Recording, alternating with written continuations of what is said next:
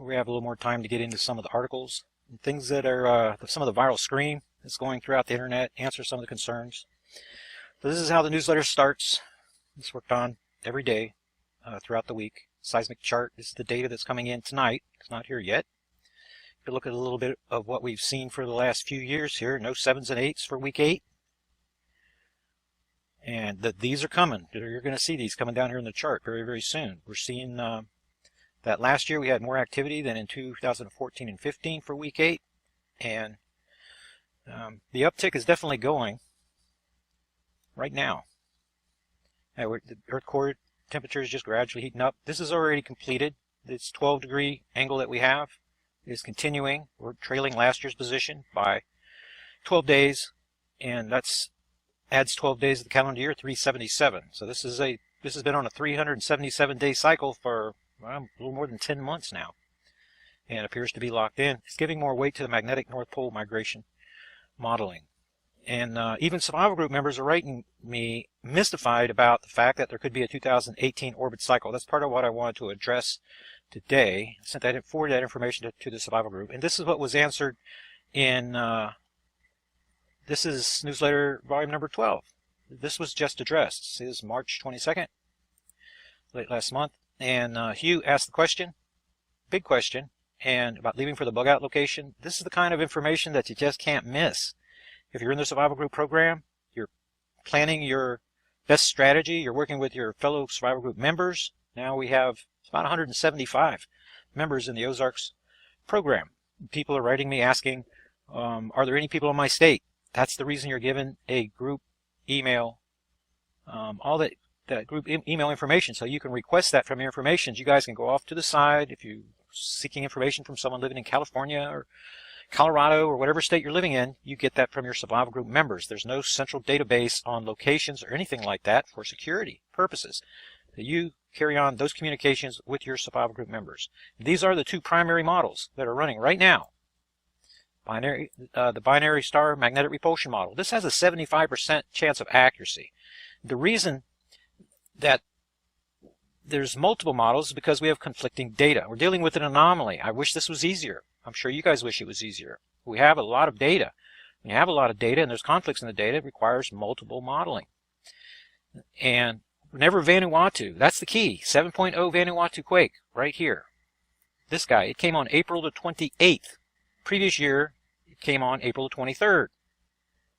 Wait a minute, it came on April the 25th. That was 7.8 Nepal, right here. So it's right here. So all the data is volume 12 is what you want to look at if you're having any questions about the modeling. So with the slowdown, dramatic slowdown apparently, we cannot determine yet if Jupiter is causing the near-side alignment quake events to come early, now that it's on that side of the solar system. Let's look at where, well, that's going to be a little difficult. Here we go. I must be running a little bit low on memory. So this is where we are in the solar system right here. Libra constellation. Black star is just about in this position where my cursor is. So whenever you go out at night, let's look at Stellarium. All right, here's the ecliptic right here. This is from my view here in Florida, where I'm looking. And when you go out tonight and look at the moon, you're going to see Jupiter just to the right, and you're going to see the Libra constellation just to the left. The black star is just below the plane right here relative to the sun. So if we were standing on the sun and looking into Libra, this is right where I'm holding my cursor, just below the plane here is where it would be. The deal is that we are looking at the black star sideways. So it's just about here. So whenever we have a sun view right into Libra, whenever we turn the solar system around to get our view from Earth, then it would actually appear to be between us and the right side of Scorpio. Because the Earth is moving this way, the black star would appear to be retrograding backwards, because we're moving 66,000 miles per hour this way. So celestially, the black star would appear to be transitioning from over here in the 16, 17-hour neighborhood back over into the 15-hour neighborhood, back this direction. Okay, so that's why in my reporting that I'm saying where the position of the black star is relative to the sun, because the Earth's relative position changes as we're going around the sun 66,000 miles per hour. After we pass the black star, we have another orbit cycle. We'll be looking back at the black star. It will appear to be backing up into Virgo all the way till we get over here on at the 90-degree transition point. right over here on this side of the solar system. It's going to, if we could see it, it would appear to be backing up. So relative to Earth, over here in August, we'd be looking at it over in Virgo. So it's going back and forth because how close it is, and Earth going around the sun. That's why there's a little difference in the relative positions. We're talking relative, whether it's to the sun or relative to the Earth. So if we could see it celestially from the Earth perspective, which I'm standing on Earth on this program, then it would appear to be just below the plane, just about right here. As Earth continues to move in the solar system this way, it's going to back up. And in May, it's going to be between us and the Libra constellation. So if you go out, doesn't matter your time zone, because believe it or not, the Earth is round. And we have time zones. So when we go out in the evening and look, if it's 8 o'clock in the evening, the only difference for the people that come later is the moon is just a little further left in the orbit diagram, because the moon is just slowly moving in this direction. Okay, so when you go out, you can see Jupiter. If you can find Jupiter, you're looking into the Virgo constellation. And then when you see the moon to the left of it, and it's just above the plane, then just to the left of that is Libra, and relative to the sun, that's where the black star is. So if you take the distance from Jupiter to the moon, when you go out this evening, and then double that, go just below the plane, that's just about where the black star would be. If you would be looking at it, even though that you can't see it. So I wanted to add this little feature so you have an idea. We're coming around in the solar system. Earth is moving right now, 66,000 miles per hour, this direction. So if we could see it again, the black star would be backing up, retrograding, backing up this way. And let's see, let's get back over. What is going on? It is Jay Campbell from TRTRevolution.com and the author of the Definitive Testosterone Replacement Therapy Manual. And of course, I'm joined by my awesome friend, Rex Bear of the Leak Project. This is the episode, Decoders of Truth, episode 14. And we're joined tonight by a very special guest. It is Terrell of Terrell03.com. And Terrell is a very, very prominent guy in the, I guess you would call it black star orbital passage theory of an inbound body. And we're going to let him talk a lot about that tonight. So again, we're very, very excited, both Rex and I. Terrell, how are you, buddy? Welcome to the show. Doing very good. Thank you for having me. Awesome. So let's just get right into it. So I want, Rex and I are going to do our job of kind of going back and forth and having questions for Terrell. And Terrell, you probably know Rex interviews a lot of guys like you who have stories about Nibiru, Gerald Clark, Marshall Masters, Steve Olson, all these different guys out there. So he's, really excited to interview you. So let's just talk a little bit about your background first. How did you get into this? I'm actually a Bible guy. I'm more of a theologian, a Bible scholar, a student, and worked with scripture for decades. Thought that would be my life's work. Wrote my book in 2005, The Mystery Explained. You can get it free at Terrell03.com. And then once that was completed, the burden was on my heart to know the truth about 9/11. So that was a 5-year investigation. And then wrote that book in 2010. And you can get that free also, The 9/11 Truth, Exposing the Cheney Rumsfeld Black Operation. And then Ellen and Comet was discovered. And after keywording scripture and the 9/11 Commission Report, Arden County After Action Report, then and developing these skills, then the documentation came out about the Ellen and Comet, discovered December 10th, 2010. Ellen and backwards is 9/11.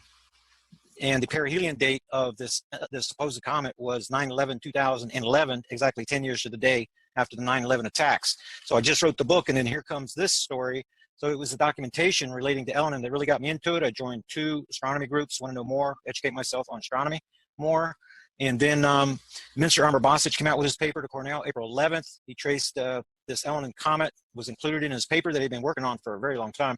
And he traced the seismic pattern going back to 1965, which obviously didn't happen because of a comet. It just so happens this celestial object, this object gravitational magnetic anomaly that I've been tracking now for the last 6 years was in Leo at the same time as the Ellen and Comet. And I believe that Ellen and Comet is a lettered agency PSYOP that they ran to desensitize people, very similar to the comet ISON.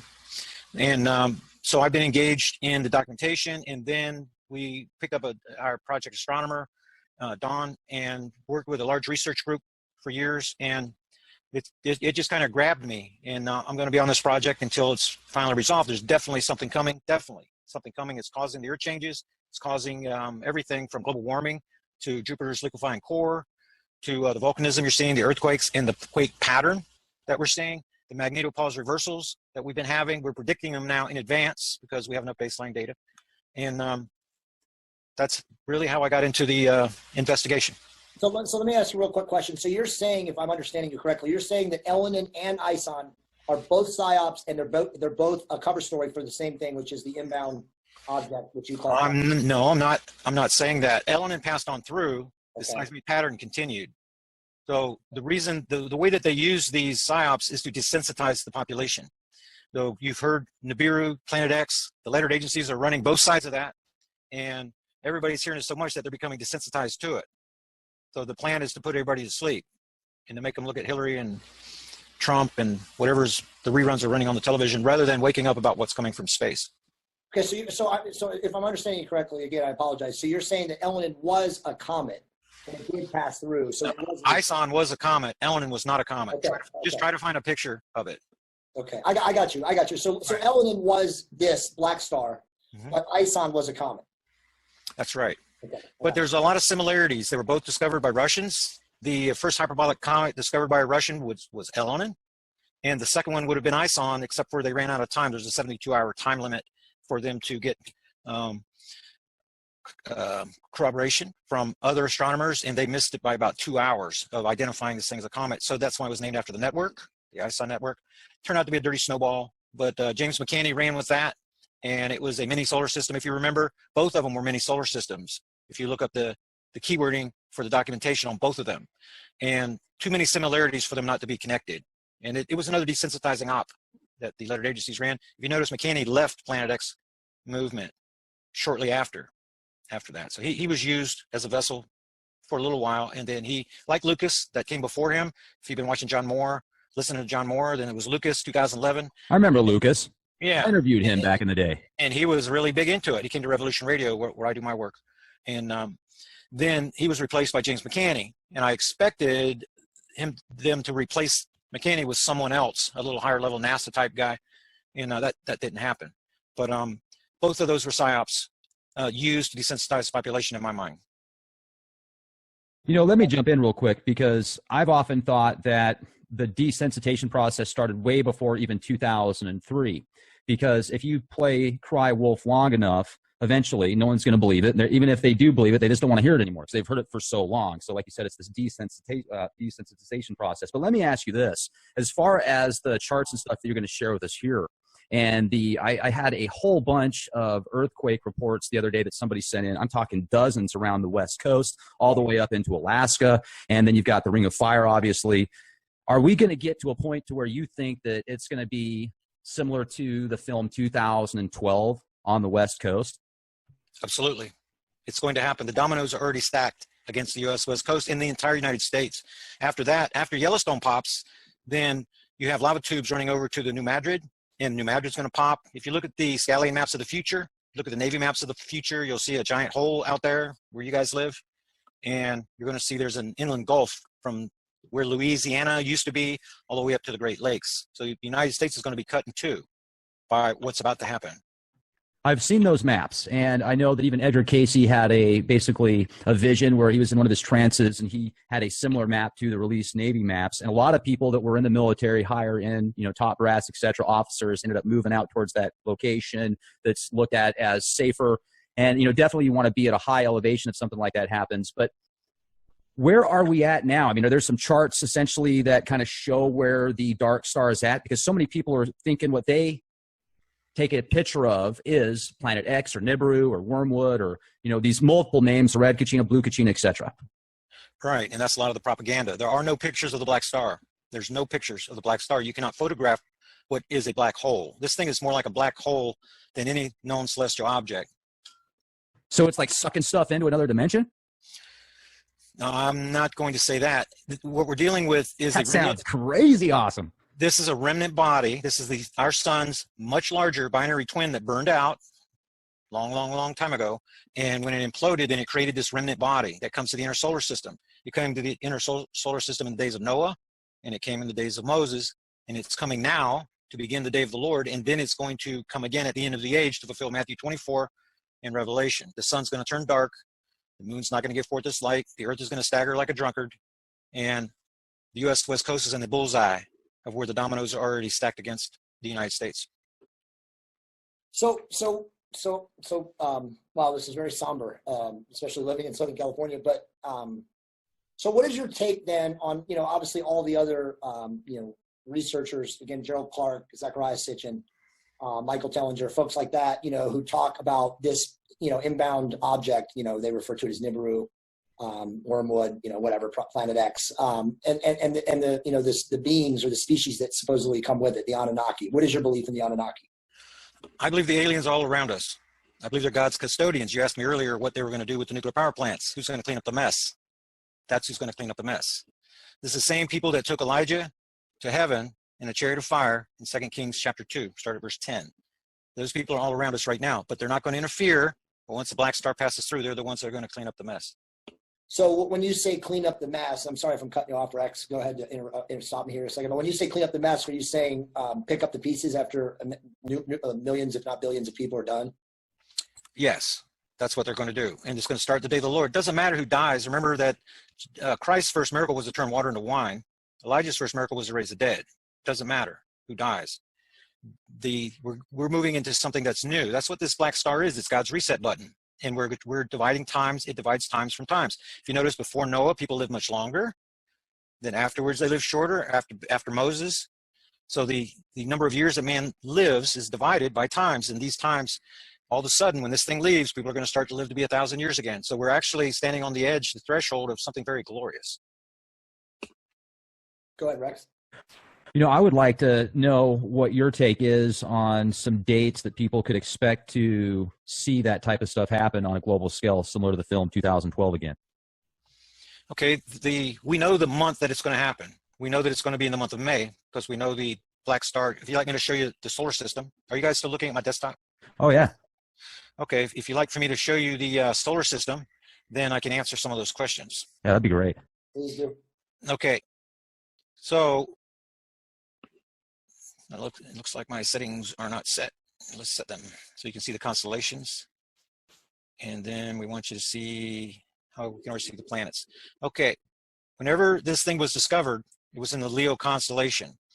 And there's a lot of data that we're basing what I'm telling you on. So this is where Ellen was discovered, and this is where the black star was in 2010. This thing is moving left in the orbit diagram just below the ecliptic plane. See, we're looking at the plane right now, going up and down. It's just below the ecliptic plane. The reason they're building these telescopes at the South Pole is so that when the Earth bobs, see, it's a little bit above the plane right now. When it's down below the plane, then they can look across below all the debris that's on the plane to get a better look at the thing that's coming from space. But where it came from actually is, from what I can tell, just about at the Belt of Orion, back over this way, and it's coming along this way. It's moving in prograde fashion, which means the same direction as the rest of the planets, and the Belt of Orion down here. It's going to be above that, but it came from Orion, and it's coming across this way. I picked it up in Leo 6 years ago, and we've been predicting the seismic patterns. My investigation started in January of 2011, and we predicted Fukushima with only 2 months of data within 4 days. The next year, it was Guerrero when the black star was just about here. And we predicted that within 2 days. And the reason that it's happening is because the Earth, as it comes around in orbit, like so, and when it passes between the stars, then that's when we have our big seismic events. We're also at our nearest point to the star. So, for example, this year, we made the predictions, and when the black star, we know when we're in outside orbital position. We know whenever the magnetic portal connection between the black star and the Earth is at its longest. That's when we have the least number of earthquakes. And then whenever the Earth is moving towards the black star, just like this, it's in Libra now. So in the month of April, we had all these earthquake events, and we had 9 new volcanic eruptions. We had 7, 8, 9, and 9 volcanic weekly new events in the month of April. But whenever the Earth is around here in August, we only had 1 and 2. And the reason is because the Earth was very close to the black star. There's a magnetic portal connection. If you don't know what that is, you can go to my website. Lots of data on it. There's a link you can click. It's like an umbilical cord running from the Earth to the sun. And inside of that magnetic portal connection, there are 2 primary kinds of conduits, active conduits and passive conduits. The passive conduits line the outside. The internal conduits are the active ones.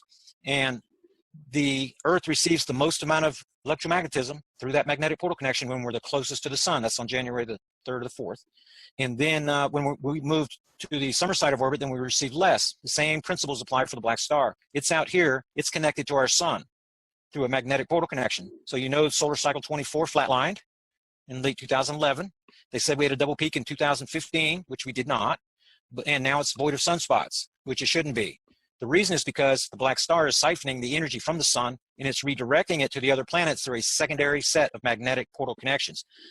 That's why Jupiter is changing. That's why they sent the Juno probe there. That's why you can't see the spot on Jupiter anymore, because the complexion's changing. The things, the ethane, the methane, the solids in the core are liquefying. They're actually being changed directly into gas, and it is causing Jupiter to grow. Its upper atmosphere is changing, its complexion.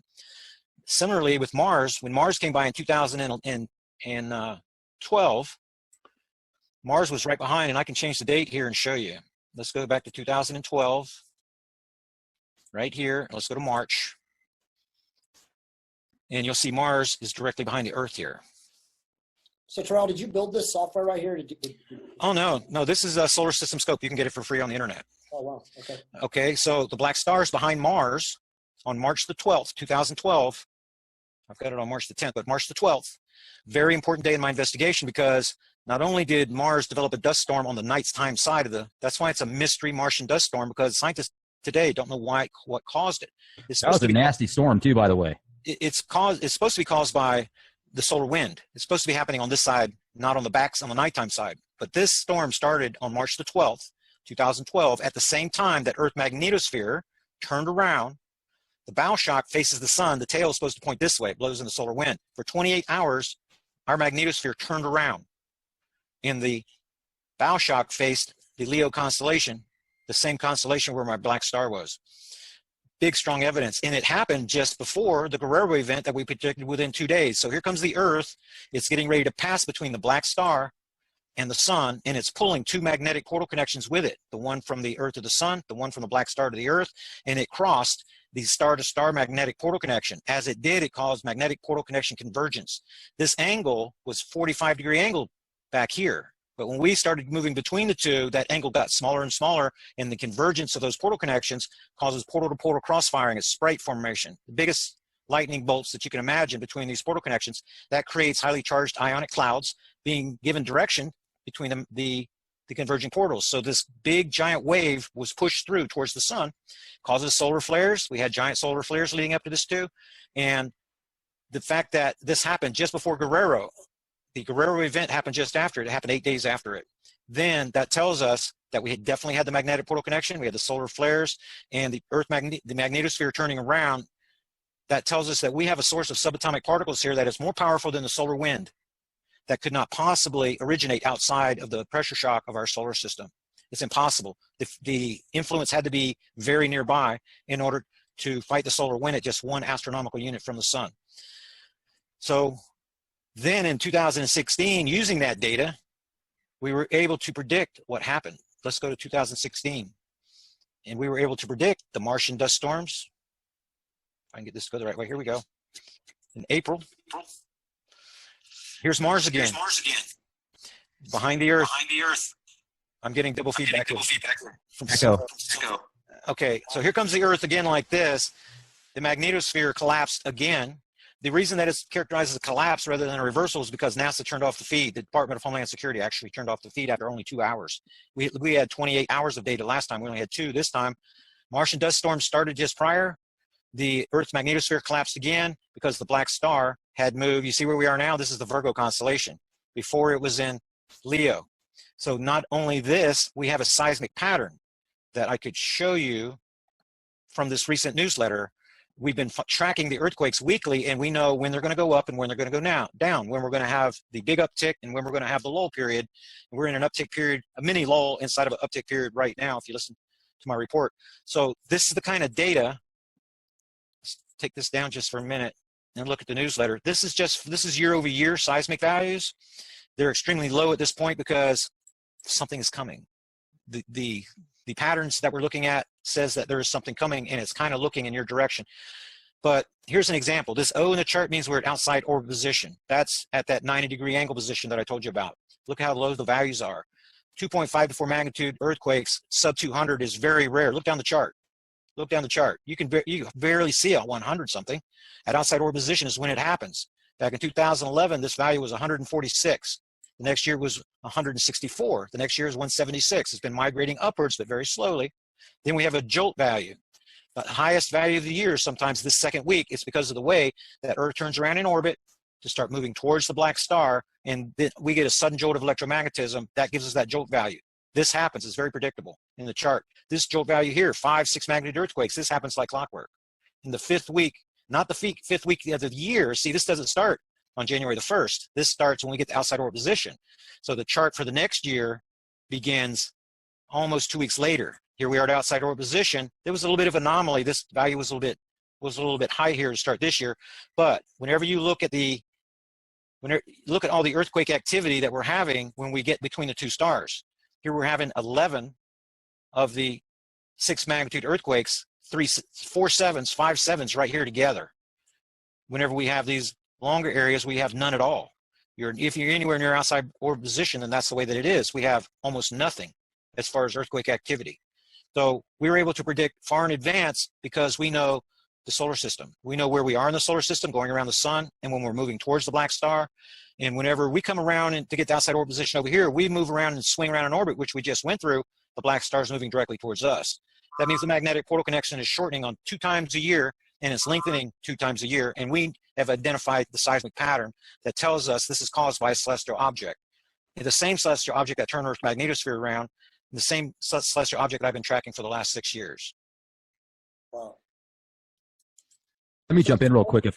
Yeah, go ahead. Go ahead. Okay, thanks, Jay. I appreciate it. So, I mean, this is some great data and much appreciated you bringing this to the table for people to look at some of the science behind the claims. I mean, this is good information. Now, as far as Fukushima goes, I am under the impression that whether or not there is a real earthquake that happened naturally or because of this dark star like you refer to, a lot of people that speculate there was more involved, like explosions that went off, etc. But that could be a whole other episode. But what I'm wondering is, with this thing being kind of like a black hole in essence, and the numbers that you put together with this, is there any truth to the 3,600-year orbit? Well, if you take the time between Noah and Moses and the time to today, and then the time from now to the end of the age, there is a period that lasts a little more than 3,000 years. So whether it's exactly 3,600 years, whether Sitchin's work is right or not, really doesn't matter to me. There is something that has come before. There is historical precedent for it, and there's scriptural evidence for it. The earth is supposed to shake like a drunkard. The sun is supposed to turn dark. Have you noticed the coronal holes on the sun are getting bigger and bigger? Well, Rex and I definitely noticed that there are definitely radiation changes. The sun's rays are different.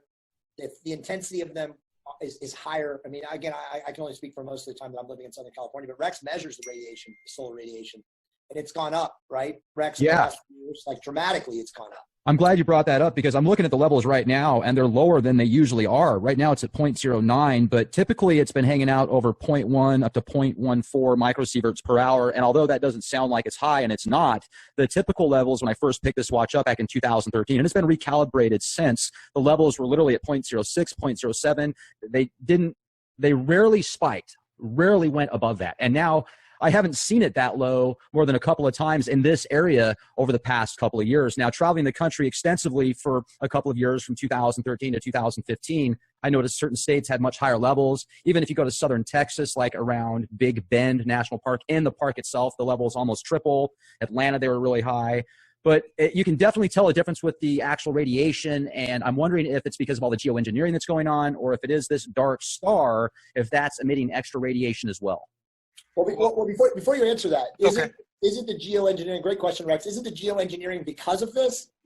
First, let's get to that second. First, you're not measuring solar output whenever you're using your device. You're measuring Earth's ability to defend itself against solar radiation. So you have solar output, which is diminishing.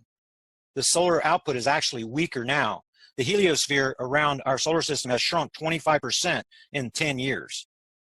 The problem is, Earth magnetosphere is weakening 10 times faster than they previously thought. So what you're seeing is Earth magnetosphere fluctuating, and that is letting more of the solar rays get in, but the solar rays are actually weaker now, and they're getting weaker and weaker and weaker.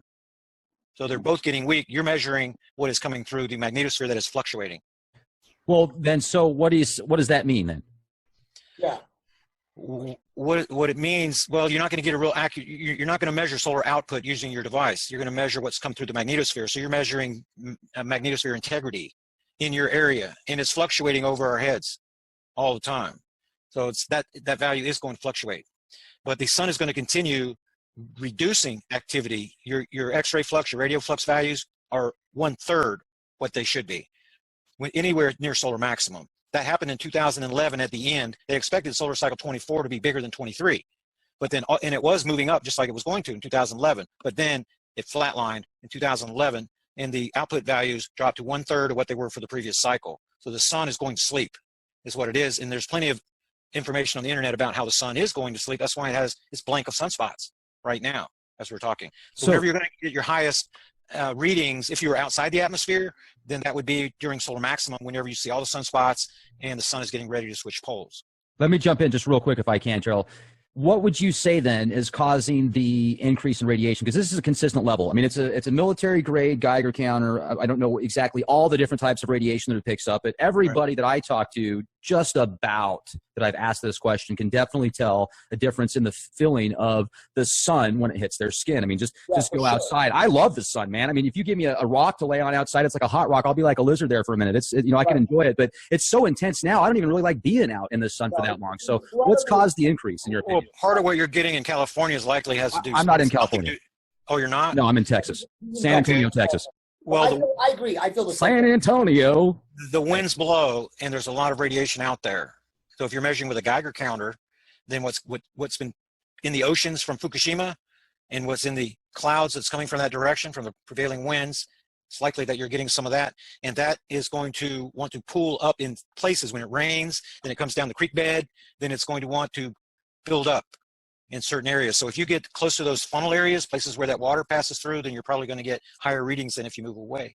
So what you're saying then, Terrell, and I don't mean to cut you off, Rex, if you're going to say something, is no, if you're in Southern California like I am, and I'm a good 30, between 20, I guess 30 miles or so from the beach, I would be feeling through the barometric pressure, the what do you call it, the offshore winds and trow or whatever it's called, the inversion layer. I would be feeling somewhat some of the radiation from Fukushima.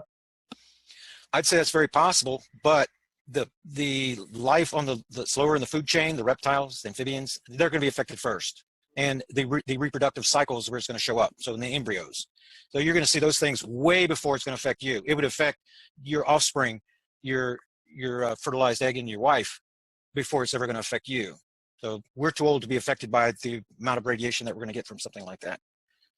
So if you're measuring, if you're looking up at the sun and it feels hotter, then there's a lot of variables involved there too, from humidity to the time of the day, the angle of the sun. So you kind of lost me there. I thought you were measuring the solar rays rather than using a Geiger counter and getting radiation. Well, I think it's more along the lines of the atmosphere itself is probably affected by all these chemical trails and what you're feeling on your skin, because it does feel more intense. It does feel more like you're being radiated versus just heat. It doesn't really feel hotter. It just feels more intense on the skin, and that's the overall phenomenon. So it's got to have something to do with the atmosphere, I would think, or essentially if it's this binary star that you're talking about, even though it's a dead star, essentially, I wonder if there's some type of radiation as well that it emits in conjunction with our own sun. Well, back to your first question, Rex. I want Terrell to answer that. So back to the geoengineering, obviously he's insinuating it right now. Is that being done by the elites to prevent us from seeing this inbound body, or is there a bigger picture to it? There's a bigger picture to it because you can't see it. Right, you can't see it. A well-qualified astronomer with an observatory class telescope with infrared equipment, and we know where it is, and we know we can't see it. What they're doing, you're talking about Rothschild, Gates, you're talking about Rothschild, Rockefeller, Gates, eugenics is what you're talking about. And what they're spraying you with is nanotechnology. Right. They're using, Terrell talks about that. They're nanogoblins. They're nanoparticulates, right? Right. Well, they're actually components. They can't spray you with actual nanobot, but they spray you with the components. Then you breathe them.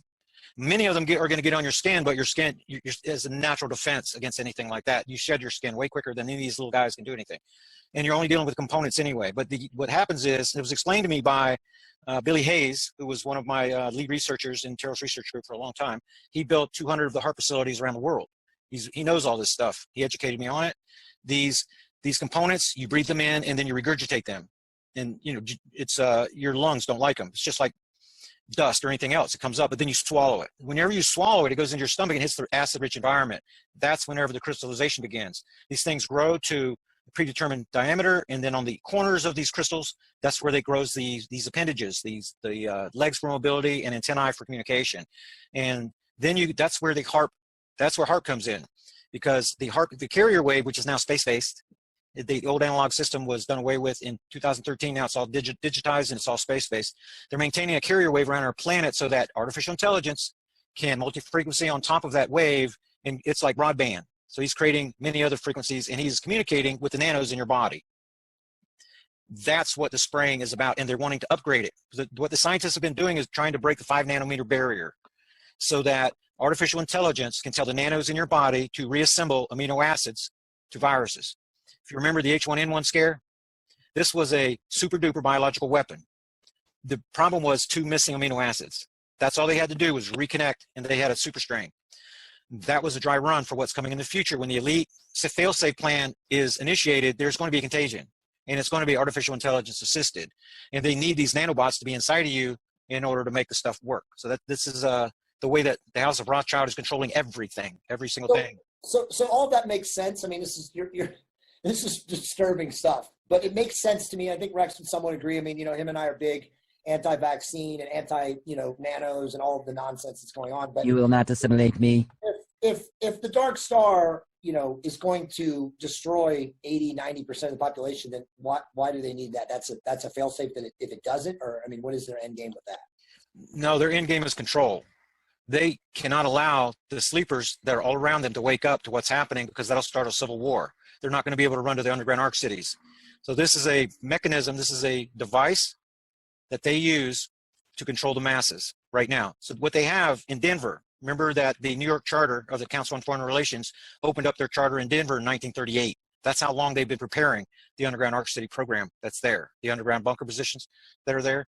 And that's why the FBI, the CIA moved their headquarters there in 2005, because now they're working with the Council on Foreign Relations working groups. These working groups are the ones that are running these real world simulations. There's a radio show happening right now. We're in their simulation. Right. The way that they connect, the way they get the impulse, the input data to feed their real world host is through HARP. It's through artificial intelligence communicating with the nanos in your body so that it can transmit and give input to the real world host. They have a main program, and then they create duplicates of that in order to identify threats. They're going to change one thing in millions of simulations. Artificial intelligence does this very rapidly, and they identify the threats. That's why so many of these astronomers read Stu Noodle's Dead Astronomer Report. He was one of my key researchers. That's why they're being killed, because they're in dark star imaging. And if one of these researchers devises a way to see the black star, it's going to ruin the underground arc city program. So they're killed before they ever invent the thing. They invented the thing in a simulation already. AI identified them as a threat, and he killed them in the past. AI is always working in the future. So wait a minute. So did you correct me if I'm wrong? Have you had researchers working for you that have been killed?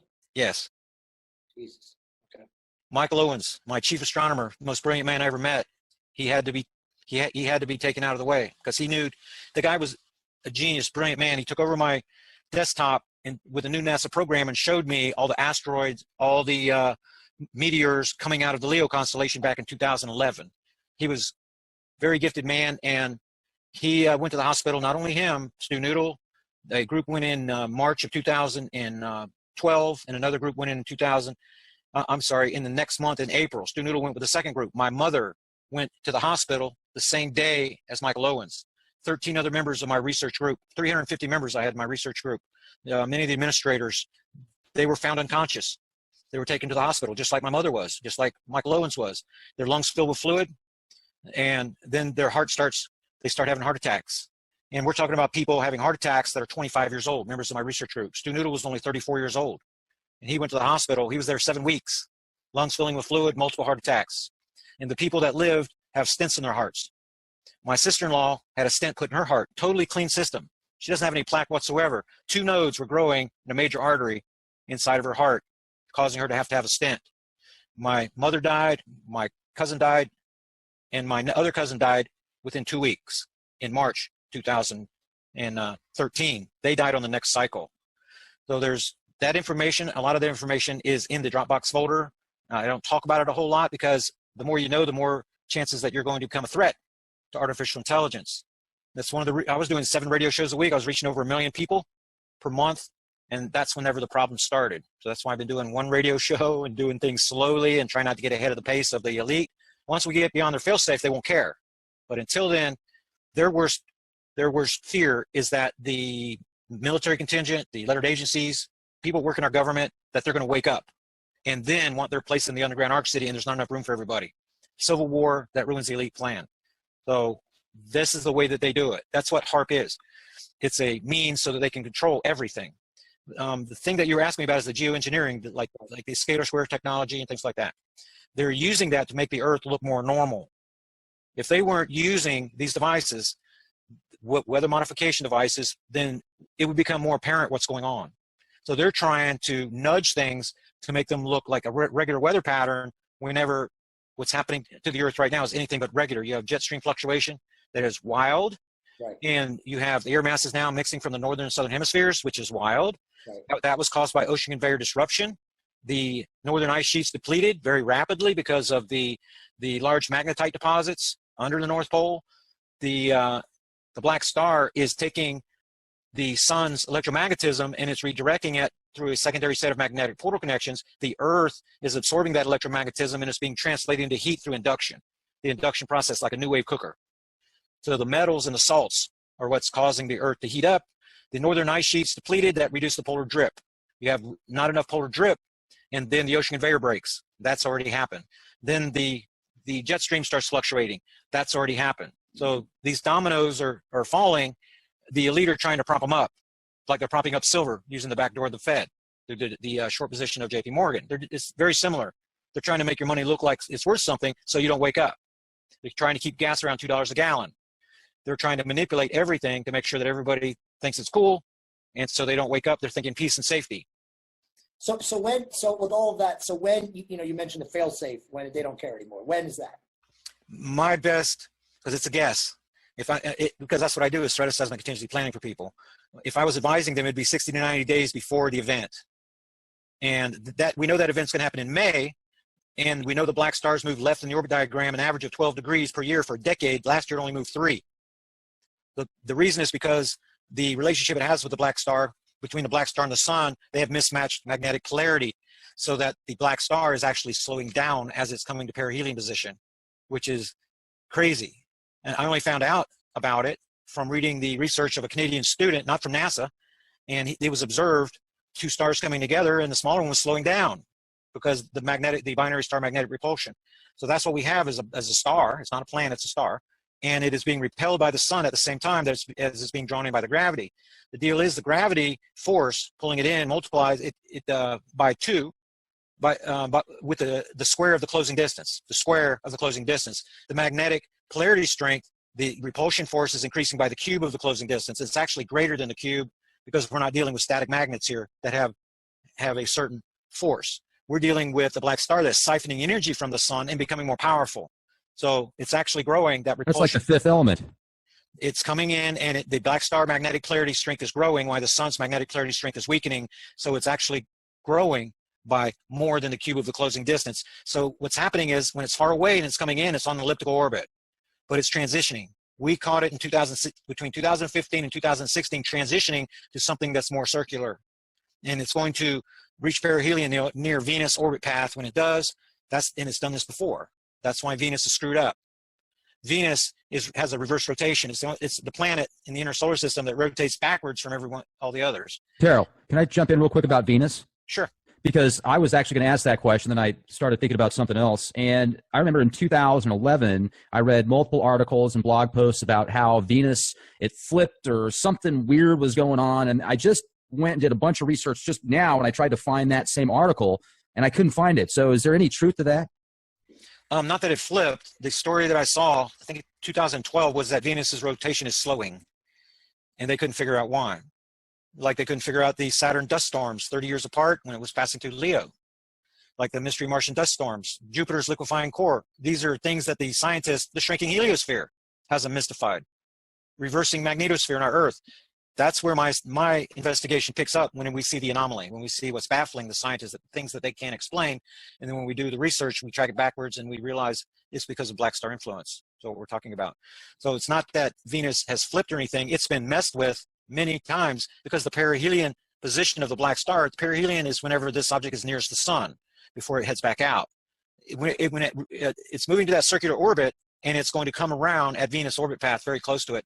So Venus might be rotating differently when the black star leaves this time than it is right now. So Terrell, let me link this to current modern day events right now. I mean, you know, Brex and I talking in the last day or so off the record. I mean, we've never seen so much craziness going on right now in the geopolitical structure of the world, you know, obviously with the insanity of the U.S. election. So I want to seek that to, I guess, the elite strategy. If they've known about it since 1938, you know, they've moved everything to, you know, Denver and obviously other deep underground military underground bases or installations somewhere in the Midwest, in the mountainous regions, I would assume. At what point do they start to leave and bug out? 60 to 90 days. From before. now? No. Before the event. Before May. And you're saying the event is May. We know the month because of the Just not the year. The slow move. It was predicted for May the 20th, 2017, according to the old modeling, because it's moved for a decade, 12 degrees left in the orbit diagram. So as this thing was coming in, it was slowing down to make it appear as this thing had a circular orbit, which is impossible. It created a 188-day cycle. Saturn has a natural 189-day cycle. A lot of people thought it was Saturn because of that, but it created a 188-day cycle because of that relationship. So it was figured for May 20th, 2017. My prediction for last year was for May the 7th, and it came early on April the 28th. That's only 3 days after April the 25th of the previous year, the 7.8 Nepal quake. A 3-degree move was not projected by any of the modeling. So now we're sitting here wondering, are we going to have another 3-degree move this year? Is it going to be another 12-degree move? What's it going to do? The Earth has to testify. As we come to outside orbit position, then I got new data. That happened August the 19th. Everything happened too early. Now we're going to come behind the sun relative to the black star, and I've got a lot of data that I'm going to gather as we're coming behind. We're going to watch the solar flare activity. We're above the plane, so I'm not going to below the plane, so I may not get my 3 solar flares leading up to my backside alignment quake event. The quake event last year was the two 7.6 Peru quakes, November 24th, 2015. That happened when the Earth passed behind the sun relative to the black star. Is it going to be 3 days later this year? And is it going to match the front side alignment? See, these are things that I don't know yet, but the Earth will tell us. Then after this rash of earthquakes and volcanism we're going to have in the second 2 weeks of November, it's going to happen. We're going to go to outside orbit position again 3 months later. And I'm going to be able to look at all the seismic values. That's going to tell me how far left in the orbit diagram this guy went. Now, whenever it gets to the left side of Libra, my old modeling said it's here. So this thing is transitioning in its modeling, but I think everything's going to equal out by the time it gets to Earth orbit path. So there's no way that it can go beyond into June or July, because then its orbit path would make it so far out that it would miss Earth altogether. There's no possibility for a crossing event in that. That's what Nibiru means, planet of crossing. So it's May the 20th. It's going to be in the month of May. Pretty darn sure that, but I know enough to know that I don't know what year it is. Well, wouldn't it be reasonable to assume if we're going to have this kind of massive earthquake? I guess maybe not. I mean, I guess I'm just thinking for myself because of where I live. But so this type of earthquake activity that's going to happen in the second 2 weeks of November. I mean, would this type, if it's as big as you say it is, where it's crustal movements, splitting, whatever. I mean, that's going to disrupt. It's going to bring on societal chaos, right? In North America, at least. That's right. But that's not what I'm predicting for this orbit cycle. See, we're watching the magma waves that are pressurized from the transition zone of Earth mantle, these rising magma plumes. And volume 28 of my newsletter, I do a lot of work on it, and I did a little work on it on this newsletter today. We can actually see the scientists did give us an image inside of the Earth of these rising magma plumes. That's going to be what destroys the western part of the United States before it shifts east. So we know the seismic pattern. We know that these deep earthquakes we're seeing in Fiji right now, down in the transition zone. Last week, they jumped over into South America, just like those 2 Peruvian quakes. They were more than 600 kilometers deep under South America. They jumped over from Indonesia. Those earthquake events are going to continue migrating north. We're going to see how far north. But I expect to see the deep earthquakes going through Central America and Mexico before they get to California. So you're going to have plenty of warning for something like that. So when you say, like, what kind of white, are we talking like over an 8.5 where it's like the movie, Earthquake, the movie that was out last year where the entire state was just separated? Or are we talking just, I guess. We're not talking about those kind of earthquakes. We're talking about earthquakes that take place 600 kilometers deep inside the Earth. Right. So it's not like you're going to feel the Earth shaking. It has nothing to do with Earth's crust. It has to do with the transition zone of Earth mantle. So out there in Fiji where they're having, or even over in South America when they had this big 7.6s, they were deep, deep down in the Earth. That causes that magma to rise. It displaces. As that magma is rising, then it becomes, it's like an air bubble on the bottom of the ocean. As it rises, it gets bigger and bigger and bigger, and it displaces the heavier magma that is supporting the crust. Whenever all them bubbles from all that, the magma from the transition zone is glassy-like. Rock on top of the transition zone, metal on the bottom. This is the glass that's in the middle. Whenever Yellowstone erupted the last time, it killed animals on the other side of the planet because it came from the transition zone of the mantle. So I saw a report today that says that earthquakes can happen in California further than 15 miles deep. They can happen 600 kilometers deep. Right. They've been reporting that actually recently about right. That. So they're kind of prepping us. But what, again, for the lay person, and we're on live on Facebook right now, so there's a lot of people watching and listening, and definitely they're listening. What does that mean? Like, are we talking a giant tsunami? Are we talking, magma coming up through the streets? I mean, what are we talking about? All the above. Talking about massive.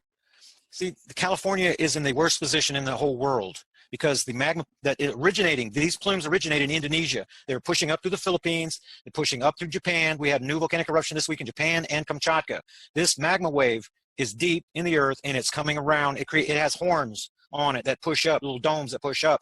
That's what's creating these 5 magnitude earthquakes off the coast of Central America and Mexico right now. We're having a series of them. I predicted them in advance. I know where the magma plumes are, and it's happening. Now, we are going to be in an uptick period until the end of November. The Earth core is going to continue getting hotter and hotter until the end of November, and then we're going to go through a lull period. The Earth core is going to cool down again. So the question is, how far are these magma waves going to push before they start retreating back towards Indonesia? So we still have all the way until the end of November, and I'm already seeing the 5 magnitude earthquakes off of the coast of South America, Central America, Mexico, out in the Pacific. That's from these magma plumes that are deep in the earth, and they're wanting to rise up. They're pushing magma already, and it's causing these 5 magnitude earthquakes. Those are warning signs that I'm giving you right there. So what you're saying essentially is that the likelihood of an ELE for the Western United States is extremely high. Extremely high. These magma waves are pushing through Chile. They're pushing through Kamchatka. But whenever they converge at the coming around the Pacific Ocean Ring of Fire, they're going to push through Cascadia. They're going to come from the south, and they're going to converge at the California quake swarm area. And when that happens, the 2 waves are going to make a mountainous wave, and that is going to cause the destruction that I'm talking about. I've been warning about this for a couple of years, and there's a lot of science. The resets, the tectonic volcanic resets that have taken place going back to 2004 with the 9.3 Sumatra quake, the one that made the big tsunami that killed a lot of people. That's an event on the Black Star timeline. Then another big event was Solomon Island. That cracked the tectonic plate in 2, multiple 8 magnitude earthquakes, and that took place February 6th, 2013. Shortly after that, you started having the +3 magnitude earthquake jump at the Oklahoma quake swarm area. In 2013 is when it happened. 2014, that's whenever the Russians came out with the Grim Report. Make sure you read it. The Grim Report coming out from the Russians. The magnetic anomalies that they see over the United States now is caused by the separation of the tectonic plates. Whenever you had the break of the tectonic plate, Solomon Islands, it caused the start of a tectonic cascade. These plates in California, they are pushed up against the North American craton. The North American craton is 250 kilometers deep, very stable. Where you are sitting, the crust, Earth crust is only 60 kilometers deep. All these plates are pushed up against it, and everything has been safe until Solomon Island. That was a domino that fell against California, because if you notice, there's a new line of earthquakes from Texas up through Seattle that's pointing at Cascadia. Now, Yellowstone is part of the California quake swarm area. When I started this investigation, it was a Baja California quake swarm area. Now it's proliferated all the way up through Canada. It's getting bigger, and it's getting bigger because of the tectonic reset that took place. We know that it was a reset because my indicator quakes, the 2.54 magnitude, 2 weeks after that event dropped down to just 107 globally. That hasn't happened before, and it hasn't happened since then. Another big event, the 8.3 Chile quake, 2015, happened in week 34. Whenever that happened, we had 12 6 magnitude earthquakes that were associated with it. After that event, for 5 weeks, we did not have a 6 magnitude earthquake in the entire world. 5 weeks. That was a tectonic reset. The pressures that have been building up in the Pacific Ocean Ring of Fire are now jumping through South America to the Atlantic Ocean. So we know that what the pattern is. We start having the activity along the Mid-Atlantic Ridge at the very end of the Earth change uptake periods. We've already seen that in this uptake period whenever we had 2 months to go still. So there's a gigantic change in the entire globe with the seismicity and with the volcanism. Now the earthquakes and the volcanism are becoming more connected than they were previous to Solomon Island. So the warning signs are everywhere. And these waves are going to continue building. Like dominoes falling, they're going to converge at California. That is going to happen later in the timeline. But like I said, I'm on the case. We're watching this magma plume activity, and we're making predictions about where we're going to get these 5 magnitude earthquakes, and it's coming true. But if you open up your earthquake 3D and look off the coast of Mexico, south of your position, you're going to see a lot of 5s out there in the Pacific Ocean. That's that magma wave coming in your direction. So I would be. So when should I leave, Terrell? So when should I take my family and get the F out of California? At what point, and how far east do I need to go? Is Nevada and Arizona also at risk? There is no safe zone west of the Rocky Mountain Ridge in the United States. There's not one there. The reason is because all of those calderas, there's lots of calderas out there. They're going to be pressurized from the bottom. They're going to be filled with that glassy type magma. It's going to displace the heavier magma. Everything's going to bulge like Jiffy Pop popcorn, and then it's going to collapse. As soon as you have an eruption, it's going to collapse. That's what creates the big hole out there. So if any of those blow, and Yellowstone is obviously in the danger zone, I mean, what are we talking about though from an impact for like North America alone? I mean, is nobody safe, right? I mean, it can extinguish population and block out the sun for months, right? The only thing going to put that fire out is the Pacific Ocean. And the safest place to be in the United States is in the Ozarks, just like John Moore says, just like the Navy intelligence people. The Navy, because I'm from a Navy family, Navy intelligence knows what's happening, but the Navy does not know what's happening out there. The guys that know are, that's why I moved to the Ozarks and worked there for 2 years, because I know this stuff's coming. So I went there and worked without pay on a large land. You could walk around this land for days with a big giant cavern, and brought my survival group there. And survival groups are forming right now, not at that position, but at a nearby location. Then it's the safest place to be. You're far enough south to avoid the pyroclastic flows. You got protection from the Rocky Mountain range, and the prevailing winds are going to take it north of our position. The power plants that are on the North American Craton are going to be decommissioned. The elite are going to get their power from there later in the timeline. There's no comparison to a nuclear power plant on the North American Craton in one that is on the East Coast, where you have thin crust and you're going to have crustal displacement later in the timeline. There's also no safe zone east of the Mississippi River Basin for that reason. Just imagine whenever after Yellowstone goes, New Madrid's going to pop, you're going to have a new line of earthquakes running from Louisiana all the way up to the Great Lakes. It's going to liquefy the entire region. The liquefaction is going to create the inland Gulf. Everything is going to flow right out into the Gulf of Mexico, and the salt water is going to run all the way up to the Great Lakes. That's the scenario that we're talking about. And then problem is these you know the stories of Pangea. There was one continent. Yeah. Well, the edges went away from each other and they came together on the other side of the planet. Guess where that is? Central United States. So you have got a fault line that is on the eastern side of the ridge of the Appalachian Mountains that's pushed together like fists.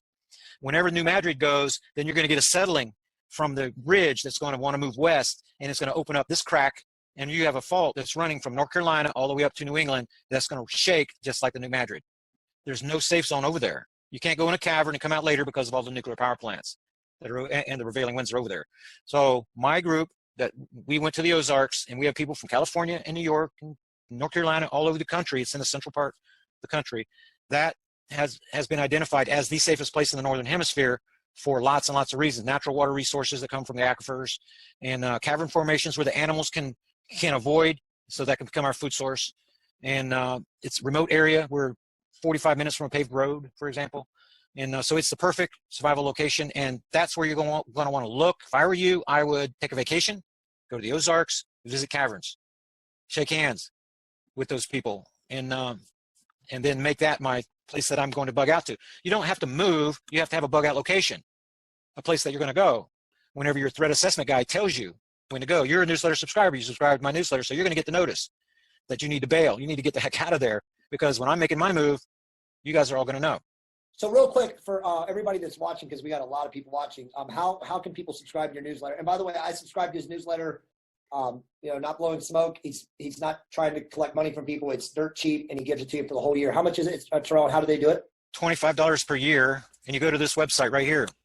There's my name, Terrell03.com. RRAL03.com. I subscribe. Yeah. He's got amazing information. He's got a book on 9/11 too that I've been skimming through. That's absolutely fantastic. So yeah, there's a lot of free stuff here. This is the scripture section. This is the 2-hour radio show on that.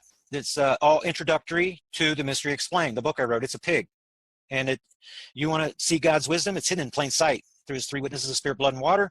That's where you're going to want to go. If you're a God-fearing, gospel-believing Christian, you don't have to prepare for anything. in 1 Thessalonians 4, it's told that we're called away. The destruction that I'm talking about comes in 1 Thessalonians 5. It comes afterward. So that's the section for, like, if you're elderly, if you are dependent on medications to live, go to the scripture section. Then this is the 9/11 section right here. And it's same format, 6 videos, and then a 2-hour radio show and a book here. And same thing here, 6 videos, 2-hour radio show, and then my newsletter. And you get 52 newsletters. You actually get access to all the newsletters that are. I recommend volume number 9 from 2012. Michael Owens wrote it. The gifted guy. He was the one that was writing all the featured articles back then. And so you just hit the subscription button, and it's a PayPal thing. If you don't want to use PayPal because you don't like PayPal or whatever, you can click this Contact Carol button and write me, and I will give you a snail mail address. You can send a check, $25 per year, and you get a ton of benefits from that. You get the special Gmail account that you write, and then you ask me your questions, and pretty prompt, usually by the next morning, then you have your answer, and then I can include that in the weekly newsletters to help other people. I know you have some questions. Go ahead. Yeah, absolutely. And this is just some great information. You know, I was talking about synchronicities earlier, and there's actually a group that got in touch with me from the Ozarks, and they said, hey, we've got this homestead program we're doing out here. It's extremely cheap. We're helping people get set up for virtually next to nothing. And I think that's fantastic. I've been through Missouri and many times. I mean, I love it out there. And it just seems like people assume that aren't from Missouri or Texas, that Texas is like the #1 place for patriotism, essentially. And I'm sure many pockets are, but in San Antonio, it's a real melting pot. And there's a lot of great people out here. But if you go to Missouri, I mean, I'm talking about patriotism out there. People just really appreciate the American freedoms and just a lot of, you see that, you sense that. You go to Branson, there's a lot of military people out there, and the Mark Twain Forest is beautiful. It's a great place to be, so that's fantastic. And the question I was going to ask is, this is going to divert the topic here, but I think this is so important, especially because of what you were talking about just a minute ago. And most people aren't real informed with the nanotech that's involved with a lot of these chemtrails or chemicals that are being sprayed in the atmosphere, and who knows where else they're being put. Definitely there's possibilities. Some people have said the vaccines and medicines. Who knows if they're putting in organic food? I mean, it very well could be, because so many corporations control so much. But you said that you had a friend that actually helped build these HAARP-like facilities around the world, correct? 200 of them, yes. Billy Hayes. Okay.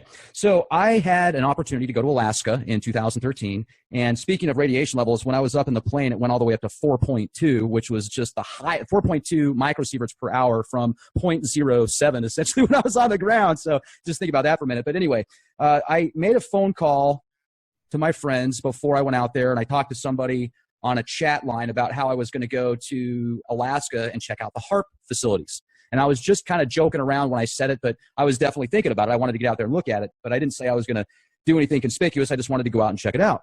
So I go to Alaska. I spent a month out there with work, and I had a chance to kind of get outside of Anchorage, not anywhere close to the HAARP facilities, but I'm with my friends and coworkers. We're driving. We stop at this park, essentially. It's a national park. I don't even know if it was a national park, but there was a whole bunch of salmon that were coming in because it was salmon season, essentially. And there were these 2 homeless people we saw sitting outside of this park. And we started talking. We're like, they're probably going to wait for people to leave at nighttime and go get all the salmon that are there, because there were just so many salmon coming in. And I said, no, that's a bad idea, because there's those cameras right there. You see that? And they said, yeah. So we see them. We think they're homeless. We get back in the vehicle. We take off, 45 minutes down the road. And then there's a gas station we stop at to grab some drinks, get some fuel. And my friend that I was with, coworker, he goes, hey, you see those guys right there? Weren't those the homeless people that were across the street at the park that we were just talking about? I said, yeah, that's them. So essentially, just because I said I was going to check out HAARP on some chat internet thing, I think it was Godlike Productions forum at the time, I got followed around out there at that one point. Like, they were just waiting to see if I was going to go check out that facility. So that's pretty intense, man. And as far as the AI tech you're talking about, I've speculated about this for years. I've blogged about it, but I haven't really had any super solid evidence to back it up, just little bits and pieces and putting things together, more of a theory, essentially, a hypothesis. Like there's a Sims virtual reality that plays us and threat matrices, etc. With that being said, I'm starting to wonder, does the AI control the people? Or do people control the AI? I mean, just look at Skynet in the movies. Skynet is real. There's satellites around the world that have been there since the 50s called Skynet that do certain spy-type programs. Are we literally in the Matrix living out some type of virtual reality program? Could that explain quantum physics? Could that explain how DNA breaks down into quad code? Could that explain how there's sacred geometry and everything? Is this the key to the possibilities? And is this why people like Elon Musk and others say we want to break out of the Matrix? We're living in this virtual reality system, and it's time to break free. We talked a little bit before the show about the real world simulations. I think I give you a little bit of information on that. Their ultimate goal is to reverse the feed. See, they're gathering input data from you to feed your real world host in the simulation.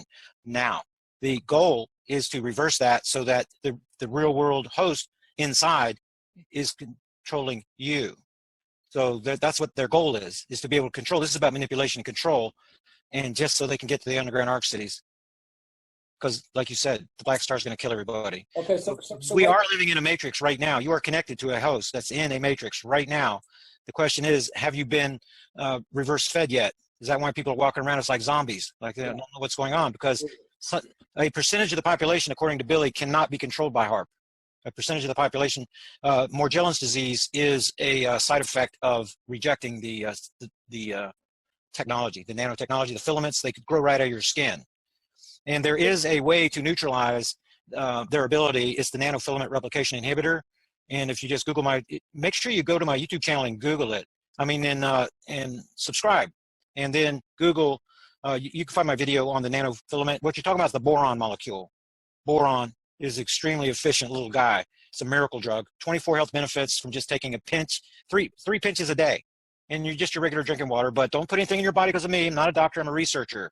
But my glass right beside me right now, right here, has got a pinch of sodium borate in it. Sodium borate, that's what you want to use. And that eats the legs off of the nanos that are in your body. It also is a natural antifungal.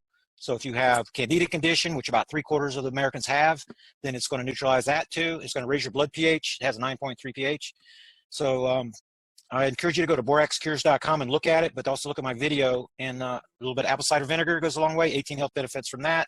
And just 2 tablespoons a day is all you need of that. So real quick, we got a bunch of questions, but I want to make sure that you finish with what you want to say, and also Rex, if he has anything he wants to add to. We have some really good questions for you. Let me just seed this with, you're talking about the elites and the fail-safe and all that. So what related to current events right now is, if we're having this massive earthquake and complete chaos at the end of November, as you're calling it. Wait. No, this is like we had the 7.6s last year. It wasn't a massive event. We had a pair of 7.6s in Peru. You can read about it. But I'm not predicting anything like that. We had a rash of earthquakes in April. But these magma waves have not matured yet. They're not fully pressurized yet. I'm not expecting any crustal displacement until later in the timeline. Oh, so you're saying we're not going to have like ELE type stuff in the end of November? No, this is when the Earth passes behind the sun relative to the black star. I have to gather the data. There's going to be solar flaring that takes place with it. And there's other things that I'm looking for so I can build the predictive modeling. I have to have data to feed it. About California. You've completely lost me. I'm talking about California. You said that at the end of November, that's what you said, that we were going to have this issue, correct? Or am I? That's when we pass behind the sun relative to the black star. We're going to have an earthquake event. It's likely going to be a 7 magnitude. Last year was a 7.6. It happened down in South America. I'm not saying that's going to happen in California. If I was to speculate, I would actually think that it's going to happen between Peru and Mexico. If I was going to speculate, because the last one took place down in Peru, I'm expecting it to move north. But it can happen over in Indonesia. It can be a Japan quake like Fukushima. Right. This is not going to be a global event. It's going to be a local event somewhere. The 2012 scenario that I'm describing for you takes place when the black star gets here. Right. That could be 2017. It could be 2018. It could be 2019. I don't know the year. I know the month. But you feel like with your research and everything that you guys are tracking, that you guys will have a good idea, be able to give people advance notice. Absolutely. Cool. So do you think then? So back to the elites, and Rex, I'm sure if you have something, interrupt me here. But back to the elites. What is the real reason that they don't want anybody to know? Is it just for the eugenics, just to reduce population? It's going to threaten their own survival. Whenever you know that the world's about to end, what are you going to do?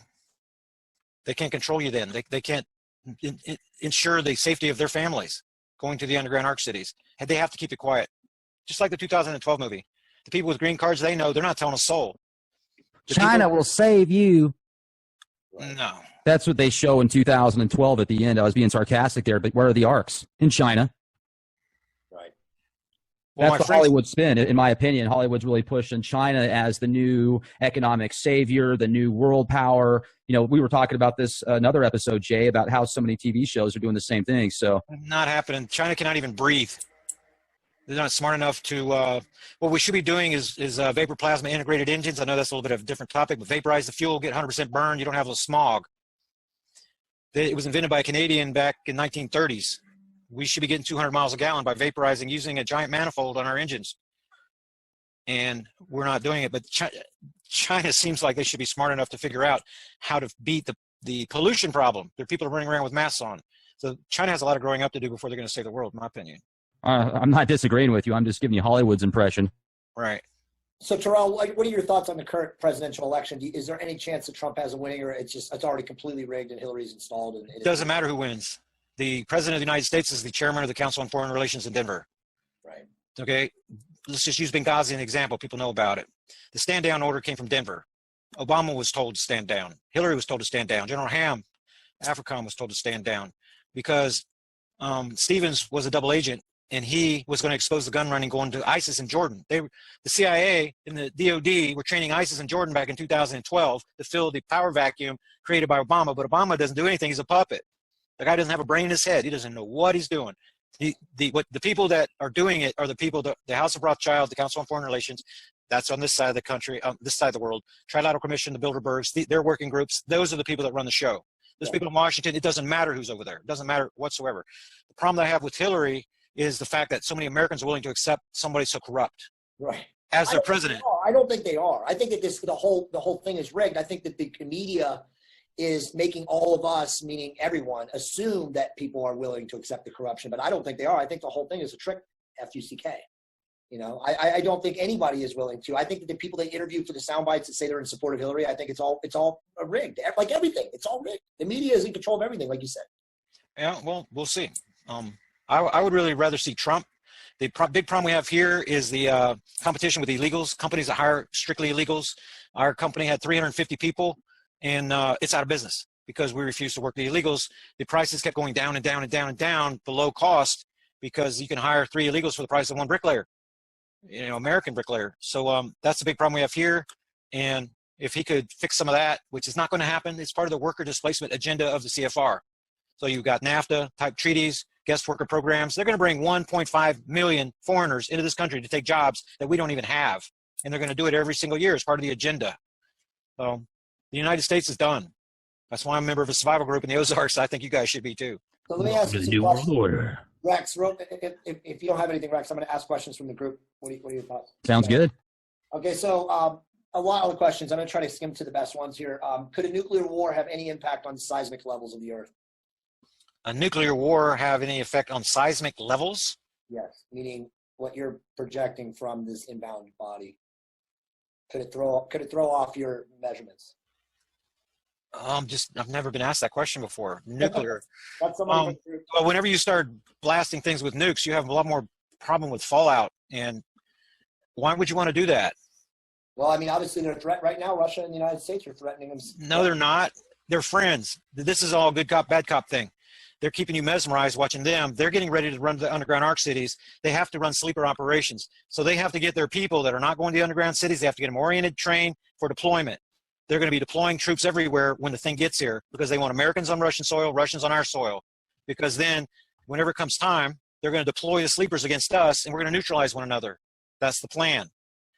Also, there's going to be a peace treaty. And the only way they're going to have a peace treaty is if they bang the war drums, make everybody think that they're going to war. The Russians, the Americans, the elite, they have too much of a threat with the Black Star. They're not going to create more threats by blowing people up with nukes. That is not going to happen. They're going to get up on the stage just like Trump and Hillary, and they're going to dance around and everything, and then they're going to decide, well, we better have peace. That's what's going to happen. It's all smokescreen. I encourage you to read the book None Dare Call It Conspiracy by former Congressman Gary Allen. It came out in the 70s. I read it when I was a teenager. What's it called? What's the name of it? None Dare Call It Conspiracy by former Congressman Gary Allen. It's a very small book. Chapter 3 is the money manipulators, talks about the House of Rothschild, and it shows you who really runs things. A lot of people thought these things, not Black Star, but this collapse was going to happen back in the 70s. And I think a lot of that had to do with the Kissinger agreement, the dollar denominating oil wealth in the Middle East to push. Remember the gas crisis we had back then? Like the world was running out of gas. People were paying $3 and $4 a gallon back in the 70s because all this stuff was brought to a head until they got their big agreement so that the dollar was used for exchange around the globe. So I've got a little different view what the Russians are doing, what the Americans are doing. This is all a smoke screen. He's going to explain to you right at the beginning of the book about smoke screening, so you can watch the TV like I do, and you can recognize what's just a game and what's real. So another question for you is, what about the secret space programs? Wouldn't some of the elite just move off planet? Well, there's stories about people going to Mars. There's people beaming to Mars, you know, like Star Trek, Right. stuff like that. The problems that we're gonna have here is going to be they're going to have throughout the solar system. They're not going to get away by getting in a spaceship, and they wouldn't want to do that anyway. They want to stay right here. The Georgia Guidestone's agenda is going to be fulfilled by the Black Star. They're going to have their 500 million, the world population to grow. At least that's their plan. They've already got their plan laid out here. If they were just going to get in a ship and go, one thing, there's far too many of them, of the elite. Well, what I don't understand too, you know, and I'm very familiar with the Georgia Guidestones, is, you know, the 500 million left or whatever. But isn't the world, if all these, you know, massive geomagnetic and, you know, geodynetic, all these changes occur around the globe, you know, on the planet, and it's destroyed and vaporized, and we have, you know, magma in the air, we have, you know, nuclear waste and contamination everywhere. I mean, how is the planet even livable? That's where the alien part comes in. And I don't like really going there. It freaks people out. But No, please do. This is a secret group. We can handle it here. Okay. Well, the same people that piloted the chariot of fire that picked up Elijah and took him to heaven in 2 Kings chapter 2, start at verse 10, then those are the people that are here right now. They are here. They're very close to us right now. They're not going to interfere. But whenever this happens, then they are the ones that are going to clean up the mess. The other thing is, this is going to sound a little strange too, AI that is running this underground real-world simulation, it's not created by people. It was given to them by the aliens. So the elite have been working with the aliens for a long time. A lot of what you think is a UFO, a spaceship, is reverse technology that the Americans, the Russians, they have been doing. But the tech was given to them by the aliens, correct? That's right. So what you're dealing with is a silicon-based life form. Right. And it could be a Trojan horse type deal. They, you know, I don't know if they know what they have over there, but that's what they're using. And the same aliens are the ones that are already here. They've been here millions and millions of years. They're actually not extraterrestrial. They're actually terrestrial. They're actually from here. And this is God's little safe haven. This is where he's doing his thing, and they're helping him do it. So this is all part of God's plan. That's why it's in the scriptures. The elite are going to lose. They're actually digging their own graves. That's what they're doing. Yeah, but I mean, nobody wins if 95% of the world's population. No, the world, we're on the threshold of something very glorious of what's going to happen here. The world's going to be purified by water and fire, and it's going to start over again. And then we're going to have about 3,600 years to the end of the age. It's going to be the most glorious time this earth has seen. Biggest kingdom. The golden age is what you're saying. It's going to be great. It's going to be, people are going to live to be very old. They're going to sleep in the woods, don't care about anything. You're not going to have the type of situation that you have now. Satan's going to be chained, and the sons of God are going to be occupying those heavenly places and helping Elijah restore all things. We're getting ready for the restoration of all things here. But it begins with an enema. And so we're going to go through that first. Rex, do you have any thoughts? I was going to say, I mean, this is some great information, and what you've brought to the table, I certainly appreciate. It's nice to see the charts and the data put together.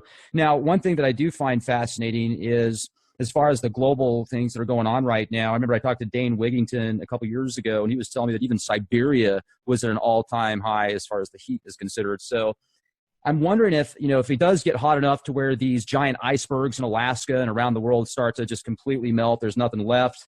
There's probably going to be other parts of the world that they're going to create glaciers as well, right? It's still going to be the same thing, just different pockets of the planet, essentially. It's kind of like a fusion system is what I'm seeing once this is all done. Are you talking about in the future? Yes. After the black star leaves. Well, the reason that you're seeing all this depletion is because of the way the metal is distributed and the extra electromagnetism. So the sun is not going to sleep. The sun is being drained of its energy, but it's being redirected through those magnetic portal connections based on near proximity. So since it's getting closer and closer to us, then the earth is getting hotter and hotter. 2017 will be the hottest year on record. Just like 2016 was the hottest year on record, just like 2015. It's going to keep getting hotter every year. The ocean temperatures, what you have trapped around the ocean right now at the equator is record hot temperatures, hot water that cannot make it back north because the ocean conveyor is broken. So as long as this scenario, and that should lead to the rebuilding of the northern ice sheets. When the ocean conveyor breaks, the hot water can't go north. That causes the rebuilding, but that's not happening. You still have record low ice formations up there, and it's getting worse and worse. And it's going to continue because Earth is heating from the inside. When you read that grim report from the Russians, you'll see Earth is actually expanding because this magma displaces. I'm not kidding you. This is highly pressurized, glassy type magma in the transition zone, and when it rises up, it expands. It really expands. It's creating a bigger Earth for us. But when the black star leaves, this stuff is going to reverse. As it gets further away, it's going to have less influence. You know, I just want to say one of my favorite songs by Bon Jovi is "Going Down in a Blaze of Glory." We got so much going on right now, man. I'm telling you, it's incredible. And I've heard so many different things from different people, but you certainly have a good connection there. One of the things, though, that I always have I've got red flags that automatically come up. And I'm just going to play devil's advocate here for a minute. When somebody tells me, this is going to happen, this is going to happen, this is going to happen, and then aliens or an off-world faction is going to fix everything up, and it's going to be just fine because it was talked about in prophecy, or that's our version of the definition of prophecy. That, to me, is more like a carrot at the end of the stick. I almost feel like they've been kind of dangling this over our shoulder now for so long because it's something they can continue to do because it literally attaches people at the reptilian level. When I say reptilian, I'm talking about the reptilian mind where we're thinking of fight or flight. And it seems like it's every 4 years that this gets really intense. So as much as it sounds like it's going to be a global event, I wonder if there's other factions that are actually causing these events and they use this kind of as a diversion tactic. I'm not saying it's not there, but maybe they use it at specific times to do other things. For example, CERN, like they're using CERN to create these fluctuations in the Earth, and the scalar square technology, the HARP stuff. So you think that maybe the elite are doing all this and the Planet X phenomenon is all hoax and that there's really not a black star coming and that actually men are doing all this? Is that your position?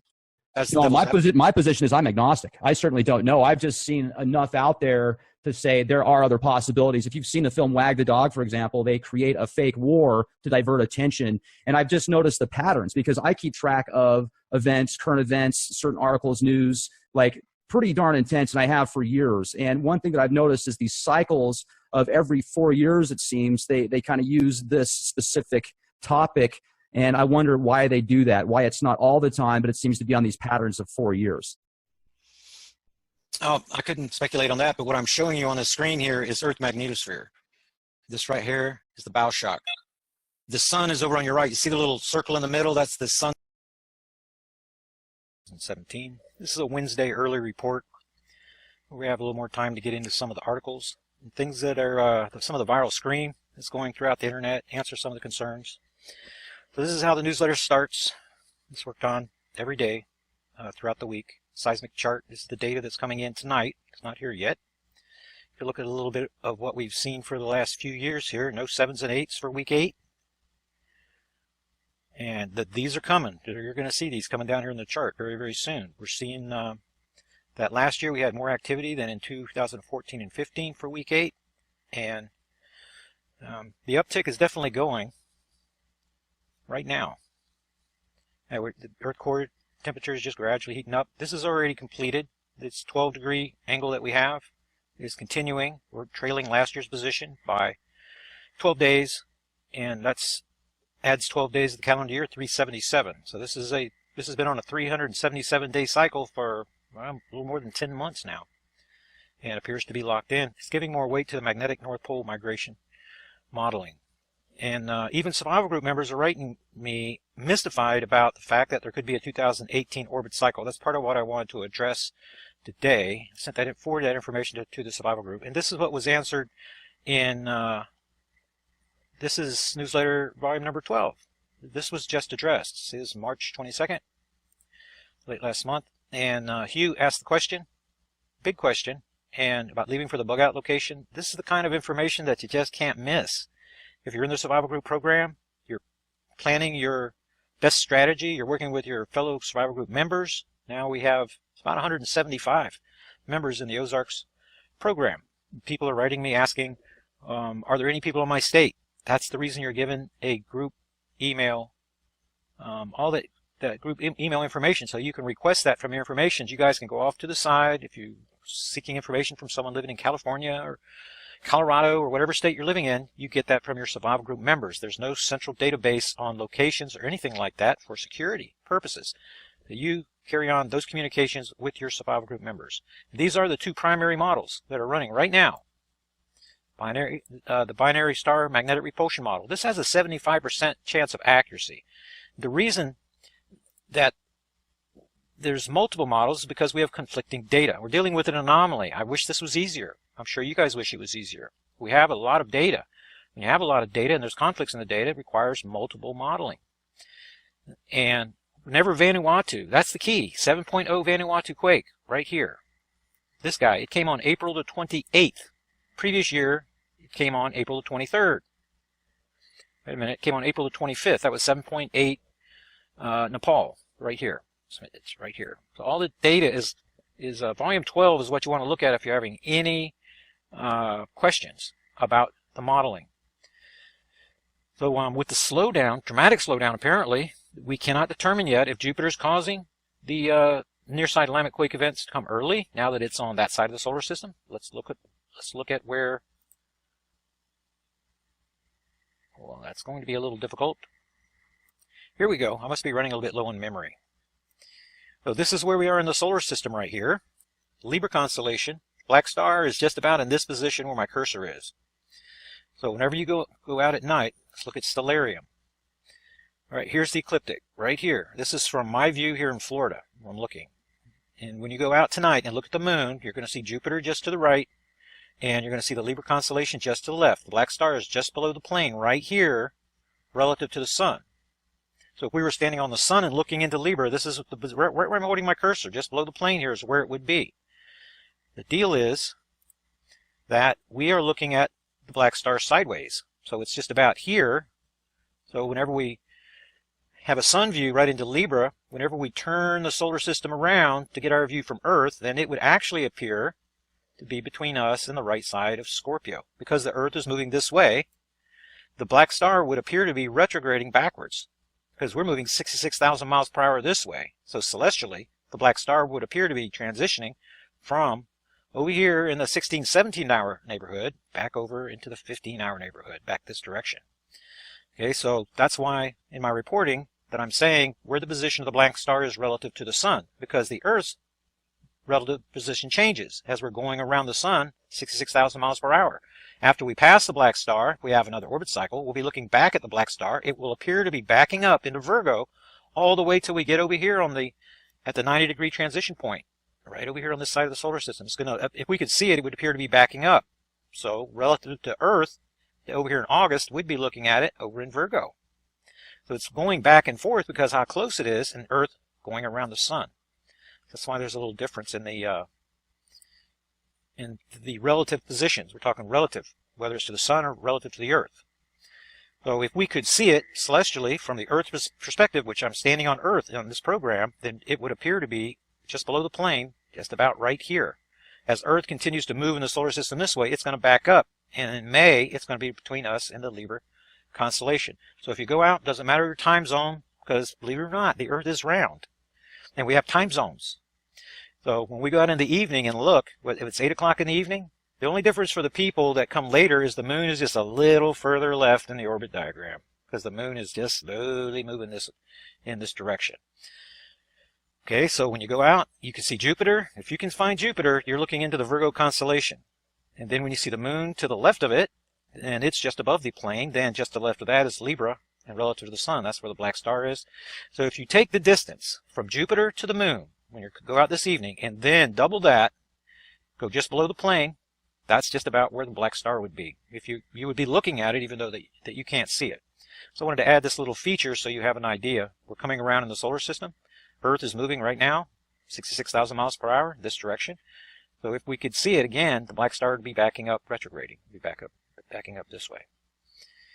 And let's see, let's get back over. What is going on? It is Jay Campbell from trtrevolution.com and the author of the Definitive Testosterone Replacement Therapy Manual. And of course, I'm joined by my awesome friend, Rex Bear of the Leak Project.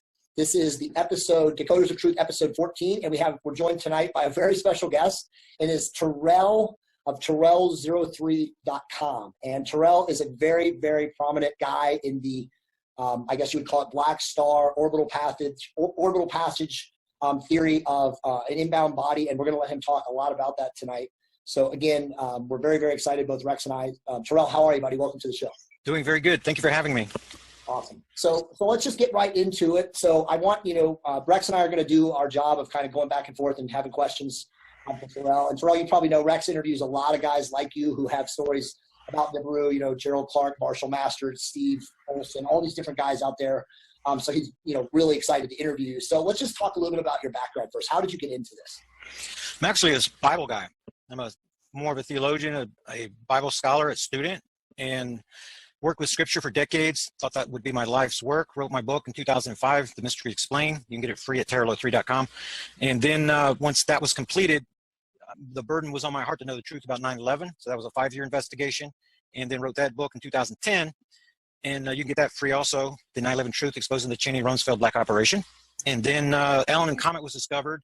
And after keywording scripture and the 9/11 Commission Report, Arlington County After Action Report, then in developing these skills, then the documentation came out about the Ellen and Comet discovered December 10th, 2010.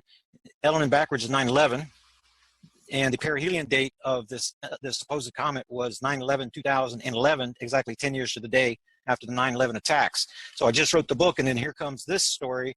So it was the documentation relating to Ellen that really got me into it. I joined 2 astronomy groups, want to know more, educate myself on astronomy more. And then Minister Amber Bostic came out with his paper to Cornell April 11th. He traced this Ellen and Comet was included in his paper that he'd been working on for a very long time. And he traced the seismic pattern going back to 1965, which obviously didn't happen because of a comet. Just so happens this celestial object, this object gravitational magnetic anomaly that I've been tracking now for the last 6 years was in Leo at the same time as the Ellen and Comet. And I believe that Ellen and Comet is a lettered agency PSYOP that they ran to desensitize people, very similar to the comet ISON. And so I've been engaged in the documentation, and then we picked up our project astronomer, Don, and worked with a large research group for years, and it just kind of grabbed me. And I'm going to be on this project until it's finally resolved. There's definitely something coming, It's causing the earth changes. It's causing everything from global warming to Jupiter's liquefying core, to the volcanism you're seeing, the earthquakes, and the quake pattern that we're seeing, the magnetopause reversals that we've been having. We're predicting them now in advance because we have enough baseline data. And that's really how I got into the investigation. So let me ask you a real quick question. So you're saying, if I'm understanding you correctly, you're saying that Ellen and ISON are both PSYOPs, and they're both a cover story for the same thing, which is the inbound object, which you call. No, I'm not saying that. Ellen passed on through. The seismic pattern continued. So the reason, the way that they use these PSYOPs is to desensitize the population. So you've heard Nibiru, Planet X, the lettered agencies are running both sides of that, and everybody's hearing it so much that they're becoming desensitized to it. So the plan is to put everybody to sleep and to make them look at Hillary and Trump and whatever's the reruns are running on the television, rather than waking up about what's coming from space. Okay, so if I'm understanding you correctly, again, I apologize. So you're saying that Ellen was a comet, and it did pass through. So ISON was a comet. Ellen was not a comet. Okay, Just try to find a picture of it. Okay, I got you. So Right. Ellen was this black star, but ISON was a comet. That's right. Okay. But there's a lot of similarities. They were both discovered by Russians. The first hyperbolic comet discovered by a Russian was Elenin, and the second one would have been ISON, except for they ran out of time. There's a 72-hour time limit for them to get corroboration from other astronomers, and they missed it by about 2 hours of identifying this thing as a comet. So that's why it was named after the network, the ISON network. Turned out to be a dirty snowball, but James McCanney ran with that, and it was a mini solar system. If you remember, both of them were mini solar systems. If you look up the keywording for the documentation on both of them, and too many similarities for them not to be connected. And it was another desensitizing op that the lettered agencies ran. If you notice, McCanney left Planet X movement shortly after that. So he was used as a vessel for a little while, and then he, like Lucas that came before him, if you've been watching John Moore, listening to John Moore, then it was Lucas, 2011. I remember Lucas. Yeah. I interviewed him back in the day. And he was really big into it. He came to Revolution Radio where I do my work. And then he was replaced by James McCanney. And I expected them to replace McCanney with someone else, a little higher level NASA type guy. And that didn't happen. But both of those were PSYOPs used to desensitize the population in my mind. Let me jump in real quick, because I've often thought that the desensitization process started way before even 2003. Because if you play